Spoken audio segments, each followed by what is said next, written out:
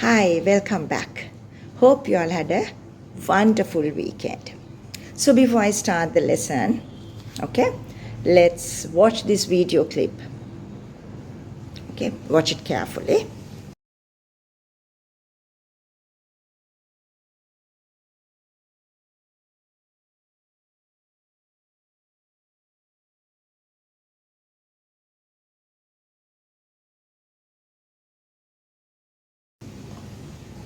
Now we can see a clean, beautiful river flowing nicely.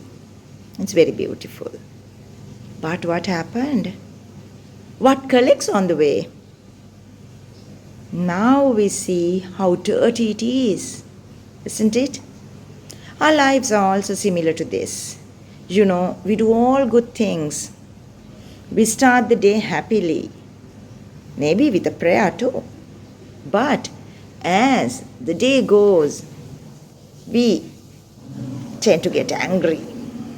We feel jealous of others. We tend to fight with others.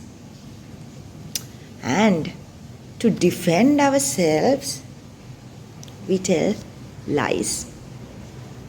So on and so on. The day we started happily finally ends up with sadness, isn't it? Now, my dear children, always remember God is our Father. He is our Creator. He knows exactly what He's going to do in our lives. He has a plan for us. He will give us very clear instructions, what we need to do in our lives. Right? For this, we need to trust on Him and we need to obey Him, to do exactly what He instructs us so that He can implement His plan on us. We should never do things according to our own will. Right? So, from today onwards, we are going to talk about few kings. We talked about them last week as well. So, let's begin with our first king. Guess. Who is it? Can someone guess? Yes, that's right. King Saul. By now, you all know a lot about him. But we'll see what we can learn from him and what we can get to ourselves from King Saul. We learned that people of Israel wanted a king to rule over them like other nations. Even though this was a rejection of God ruling over them, God gave them what they wanted. He chose Saul, handsome, tall, strong, and a humble person.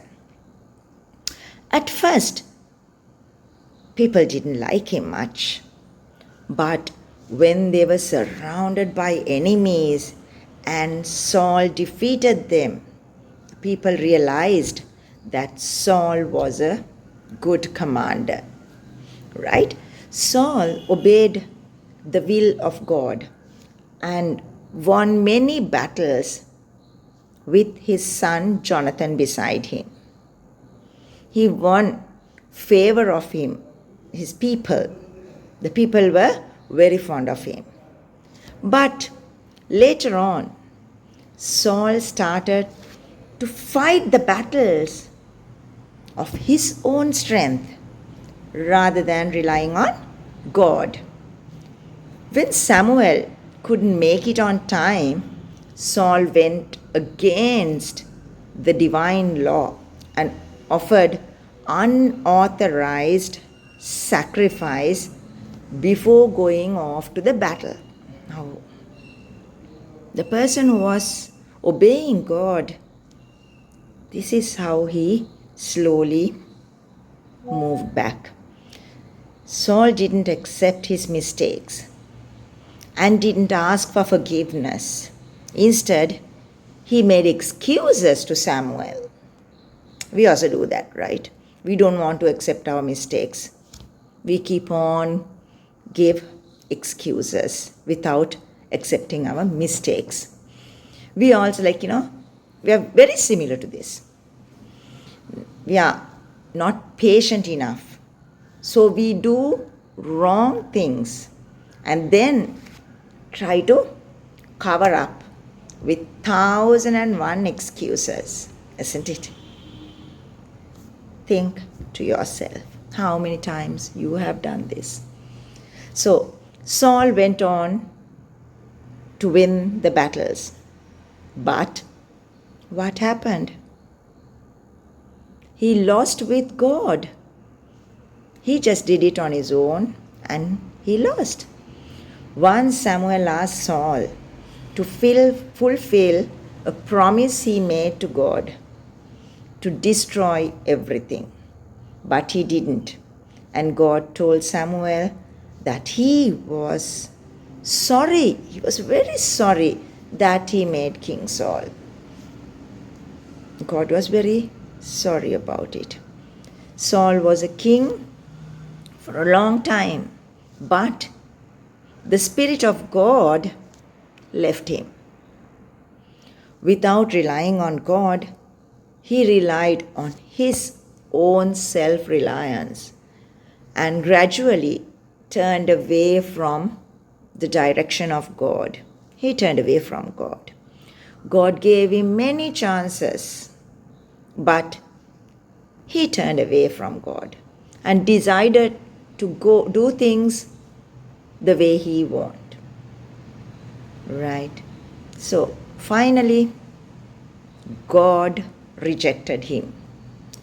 So my dear children, remember, God doesn't care what others think of you or what your outward appearance is.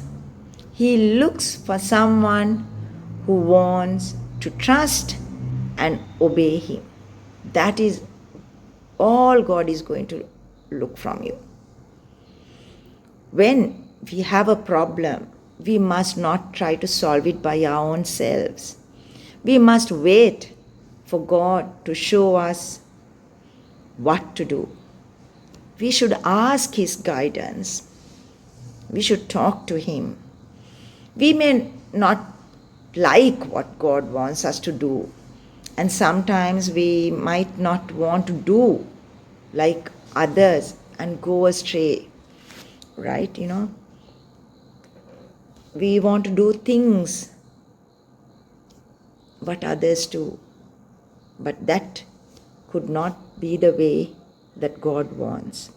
As I told you at the beginning, always remember God is our Father and He knows exactly what He's going to do in our lives. He will give us instructions and we need to trust and obey and do exactly what He wants us to do. Right? So, I'm going to conclude today's lesson by singing this song. I hope you all know about it. The song, it's a very common song. Trust and obey, for there is no other way to be happy in Jesus but to trust and obey. The video clip will be going and you can join singing. God bless you.